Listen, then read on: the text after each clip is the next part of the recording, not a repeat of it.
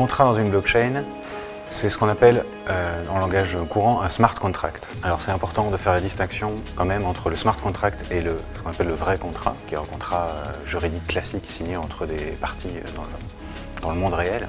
Le smart contract dans la blockchain, c'est du code informatique avant tout, donc c'est-à-dire une série d'instructions. J'indique par exemple que si certaines conditions spécifiques sont remplies, je vais avoir une action particulière qui va se dérouler dans la blockchain. Donc c'est une instruction d'exécution qui est définie à l'avance, entrée dans la blockchain et qui s'exécutera in fine, dans tous les cas, de la façon dont il a été codé. Oui.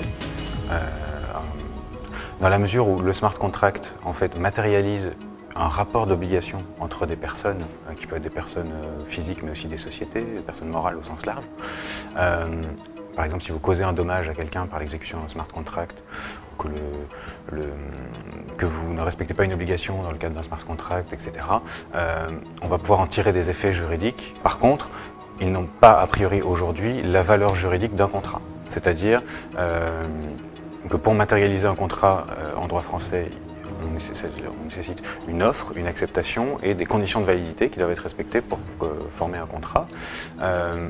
Dans la façon dont sont structurés aujourd'hui les smart contracts, les conditions de validité d'un contrat ne sont a priori pas respectées, ou en tout cas elles le sont très difficilement, et donc a priori tout le régime juridique du contrat ne s'appliquera pas au smart contract.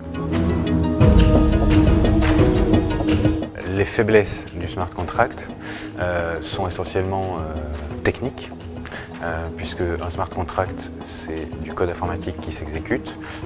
Évidemment, le code informatique peut comprendre des failles, peut ne pas s'exécuter comme prévu, peut ne pas avoir été conçu correctement à l'origine par le développeur, et donc finalement s'exécuter d'une façon qui n'a pas été prévue par les parties. C'est un sujet relativement important, puisqu'il va falloir déterminer quelle était finalement l'intention des parties qui sont rentrées dans ce rapport d'obligation qu'est le smart contract, par rapport à ce qu'il se passe effectivement au moment de l'exécution du contrat, pour pouvoir déterminer au niveau juridique si une responsabilité quelconque doit être déterminée, si une exécution du contrat ou du rapport d'obligation s'est fait jour, etc. Aujourd'hui, les cas d'usage se règlent par anticipation, je dirais déjà, parce que il y a beaucoup de cas d'usage envisagés, mais en production, pas encore énormément, surtout sur les smart contracts qui existent quand même depuis très peu de temps. La première blockchain à avoir implémenté les smart contracts qui est de façon vraiment complète, qui est la blockchain Ethereum, a été lancée en production, entre guillemets, en 2015, donc c'est très récent.